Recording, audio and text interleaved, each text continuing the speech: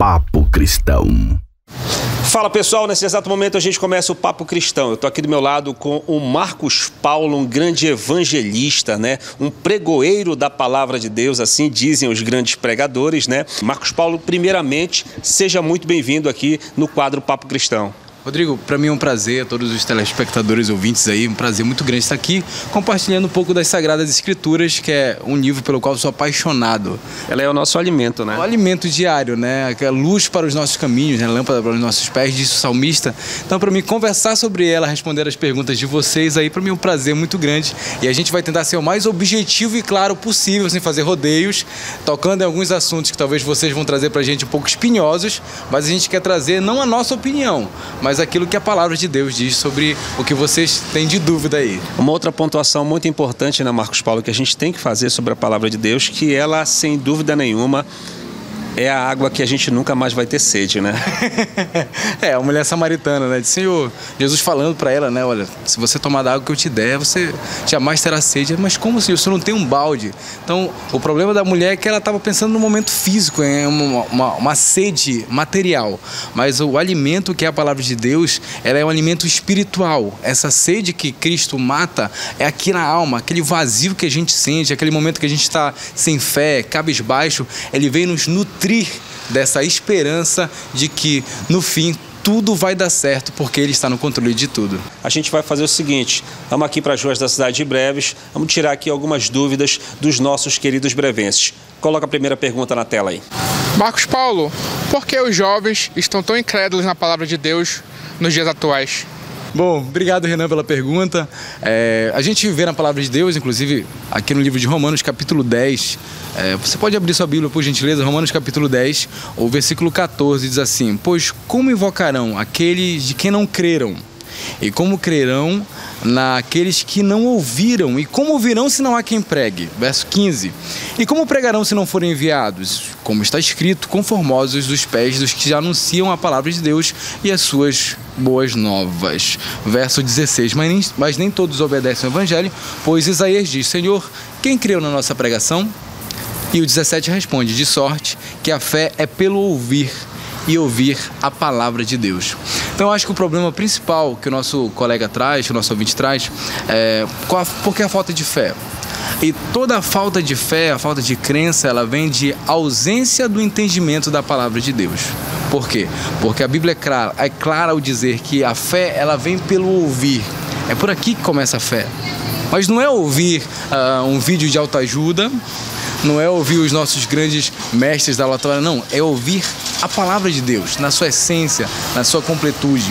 Então, quando você prega, quando você expõe, quando você explica a palavra de Deus, a fé, ela vem no nosso coração.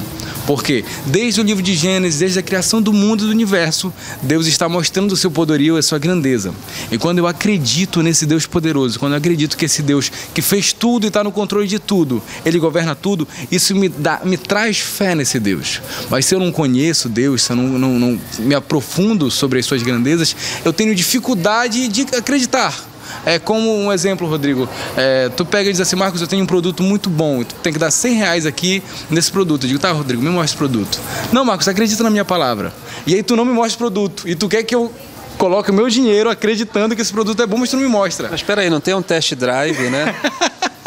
A mesma coisa, você, para crer em Deus, você precisa se aprofundar. E aí quando você se aprofunda, você percebe que a fé, ela vem naturalmente. O Espírito Santo produz isso na gente. Quanto mais a gente conhece Deus, mais a gente tem fé, mais a gente crê. Então eu acho que a resposta do nosso querido ouvinte, espectador, é que por que da falta de fé? Porque as pessoas estão muito distantes de Deus e da sua palavra. No momento que nós nos aproximamos, no momento que os pregadores anunciarem nas redes sociais, em todos os lugares, e as pessoas entenderem a grandeza de Deus, eu tenho certeza que a fé vai surgir e aí essa descrença vai desaparecer. Você tem fé em Deus?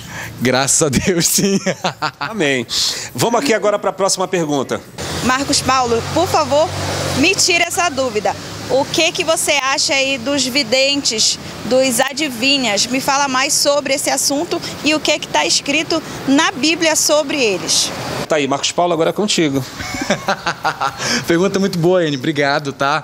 É desafiador falar sobre isso, porque muitas pessoas, elas trabalham com isso, né? Elas vivem disso. Então, eu não quero colocar aqui a opinião do Marcos, tá? Eu quero colocar o que a Bíblia fala sobre você tentar adivinhar o futuro, tentar prever essas coisas. O livro de Atos dos Apóstolos, o capítulo 1 e o versículo 7, fazendo um contexto, o verso 6, os discípulos perguntam para Jesus: Senhor, quando vai acontecer essas coisas? Quando tu vai restaurar o templo? E Jesus responde no versículo 7 do capítulo 1 de Atos. Disse-lhe Jesus: não vos pertence saber os tempos ou as estações que o Pai estabeleceu pelo seu próprio poder. Então, Jesus está falando, não, Marcos vai falar, Jesus está dizendo, olha, não pertence a vocês saber o futuro. Por quê?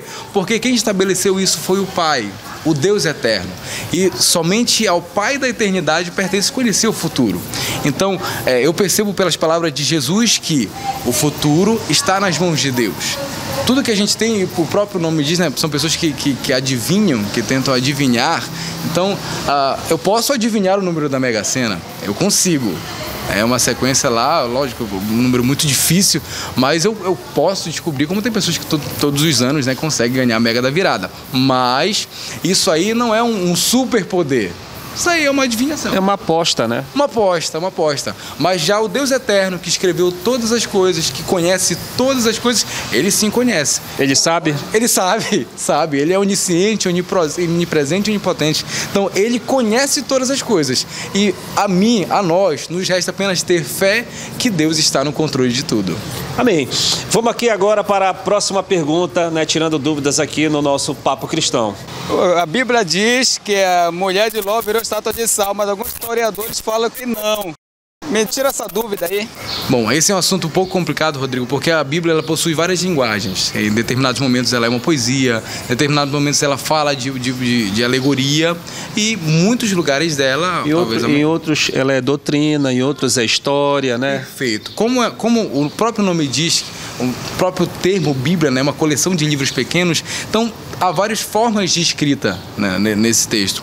E aí o nosso problema, e eu vejo um problema principal de interpretação bíblica, é quando as pessoas tentam tornar figurado uma coisa que é literal, ou tentam dar um outro sentido para um texto. Sobre esse texto que está escrito no livro de Gênesis, capítulo 19, e o versículo 26, assim, vou ler o texto, Rodrigo. E a mulher de Ló olhou para trás e ficou convertida numa estátua de sal. Né? Então o texto ele não faz rodeio, a gente ficou convertida e a narração continua normalmente. Então em nenhum momento ela abre margem para dizer que era algo figurado, que foi algo espiritual ou que pode ter acontecido. Não, a Bíblia diz que aconteceu. Então sempre vai ter aquele historiador, aquele estudioso que vai dizer, pode ser isso, pode ser aquilo, mas como um pesquisador da Bíblia, Rodrigo, eu prefiro me ater ao que está escrito, à verdade nua e crua. Se a Bíblia diz que foi convertida numa estátua de sal, eu acredito plenamente que foi numa estátua de sal e acabou. Uma outra pontuação importante que não tira a tua razão, aí Marcos falou da tua pontuação e não tira a razão do texto também, é que na vida muitas das vezes tu está aqui seguindo a tua vida. Aqui uma vida de santidade, uma vida buscando a Deus, e num certo momento da vida eu olhei para trás. Sim. Né? Eu olhei para trás. Dá margem também para que ela possa ter... Ela olhou para trás e retornou para a situação, para a cidade de... Foi Sodoma e Gomorra, né? Ela olhou voltou para trás e aquele fogo do céu, o enxofre, aquilo acertou nela e transformou ela. Se dá margem para isso, a Bíblia só não relatou, né, a situação, sim. Né? Aí é o problema que eu vejo hoje, Rodrigo, em muitas exposições do texto sagrado. A pessoa tenta, para tentar tornar lógico aquilo, né? A pessoa tenta enfeitar o texto. Mas eu acredito que para nós não termos problema de interpretação, leia o texto e interprete o texto na forma real em que ele foi escrita. Então, a Bíblia diz que ela olhou para trás e se transformou numa estátua de sal. Então, como eles estavam fugindo... A conversão, é uma transformação, né? Se transformou, né? Agora, da forma que ela se transformou, a Bíblia não está relatando. Então, ela foi específica... Infelizmente, não. Então, o texto é muito direto. Eles estavam fugindo da cidade, ela olha para trás e se transforma numa estátua de sal, e o texto continua a narração. Então, Marcos, o que pode ser isso? Pode ser figurado? Eu prefiro me ater ao texto de que ela literalmente se transforma numa estátua de sal, e o texto continua nos trazendo apenas uma mensagem, né? Que quando Deus nos manda sair de determinados lugares, nós devemos sair com fé, sem pensar ou ficar com saudades do que ficou para trás. Tá certo, Marcos Paulo. Eu andei colocando aqui no meu Instagram, né, que entrar no ar o programa Papo Cristão, e eu coloquei aqui para os nossos seguidores fazerem perguntas, né? E o nosso seguidor aqui, ó, o Bruno Santos, está perguntando aqui o seguinte: se a questão da guerra, né, Israel, Hamas, se tem algo a ver com a Bíblia, se não tem, se não tem nada a ver. Qual era a pontuação que você poderia fazer sobre isso aqui dentro do Papo Cristão? Bom, acho que o ponto principal, Rodrigo, é essa chacina em nome de Deus, né? Pessoas que matam outras pessoas dizendo que estão fazendo a vontade de Deus. Percebam, o apóstolo João disse na sua primeira carta que Deus é amor, né? E quem não ama não conhece a Deus. Então, qualquer religião, qualquer guerra que aconteça em nome de Deus, Rodrigo, onde a pessoa diz assim: eu te mato porque se você não se converter, eu te mato. Isso para mim não é uma manifestação da religião bíblica, da religião de Deus. Então, qualquer demonstração de violência, qualquer demonstração de um ato que não seja aquilo que Cristo faria. Porque, percebam, quando Cristo foi preso, quando ele foi cuspido, quando ele foi humilhado, as pessoas diziam: olha, faz alguma coisa, ele ficou calado. Porque, em outros momentos também, eles não sabem o que estão fazendo, né? Teve toda uma misericórdia, né? Exatamente. Então, qualquer coisa da religião, do cristianismo, que foge disso, Cristo sempre falou: olha, se alguém está te batendo na tua face, oferece outra face. Então eu acho que o grande problema dessas guerras aí, Rodrigo, é pessoas matando em nome de Deus. E isso, tenha plena certeza que com certeza Deus não mandou eles fazerem isso. E eu oro a Deus que tenha misericórdia de todas essas pessoas, que livre as crianças, que livre as famílias do mal. E o nosso dever como cristão é orar para que Deus traga o conforto e o fim dessa guerra, que a gente acredita que Cristo vai reinar e vai vencer todos esses inimigos. Que mensagem você deixaria para todo o nosso povo brevense aqui na Ilha do Marajó? Até mesmo estamos vivendo um momento onde o Marajó ficou muito famoso, né, pela questão das denúncias de prostituição infantil, de tráfico de crianças, né, uma série de coisas aí que envolvem a nossa Ilha do Marajó. Que mensagem você deixaria para o povo de Breves aqui na Ilha do Marajó? Para mim, a única solução do mundo é a fé incondicional em Deus e na sua palavra. Então, quando eu tenho fé em Deus, eu procuro ser um cristão, eu procuro ser uma pessoa melhor, eu procuro ser uma pessoa diferente. E quando eu me esforço pela misericórdia de Deus, ser parecido com Cristo, eu ajudo o meu próximo. Eu auxilio o necessitado, eu perdoo aquele que me ofendeu. Então, eu gostaria que você que está me ouvindo e me assistindo agora, que você buscasse nas Escrituras conhecer a Deus, conhecer o Senhor Jesus Cristo e deixar que Ele mude a tua vida, como Ele mudou a nossa vida, Rodrigo. Para que você seja um canal de bênção na vida do teu vizinho, na vida das pessoas do teu bairro, e que as pessoas possam ver nessa nossa cidade, nesse nosso Marajó lindo, maravilhoso, que existem pessoas que têm um coração transformado. Não porque nós somos bons, muito bons, mas porque nós acreditamos em Cristo e no poder transformador do Espírito Santo. Então, seja um canal de Deus para abençoar o teu vizinho, os teus amigos, o teu trabalho, e eu tenho certeza que Deus irá te recompensar de forma maravilhosa essa tua tão grande e boa ação. Marcos Paulo, você fez uma pontuação de super importância, né? Que não porque somos bons, que realmente a gente não tem nada de bom para oferecer, né?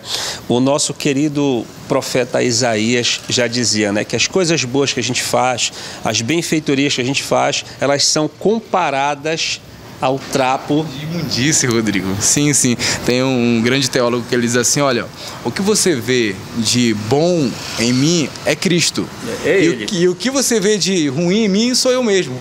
Porque naturalmente eu sou mau, nós somos maus. Qual é o versículo lá? Eu não lembro de cabeça aqui, que Paulo fala, por ele, para ele são todas as coisas, a ele, pois a glória eternamente, né? Paulo dá toda a referência a Cristo, né? Toda a honra, toda a glória, todo o louvor, todo o domínio pelos séculos dos séculos é dada a Ele, ao nosso Senhor Jesus Cristo, né? E o próprio Cristo, né, fala lá em Mateus 25 que toda vez que você fez uma ajuda, você ajudou alguém, toda vez que você ajudou um desses pequeninos, Jesus fala, a mim o fizeste. Eu espero que este programa ele chegue no seu coração de forma a trazer fé para ti, porque que ele seja a exposição clara e objetiva das Sagradas Escrituras. Como eu disse no começo, a fé ela vem pelo ouvir, e ouvir a palavra de Deus. Então que o seu coração seja impactado por essa palavra e seja transformado pelo poder de Jesus Cristo. Essa é a minha oração profundamente pela sua vida. Papo Cristão. Aqui é Rodrigo Souza, no quadro Papo Cristão, dentro do programa Balanço Geral. Segue daí, Marlon Nascimento.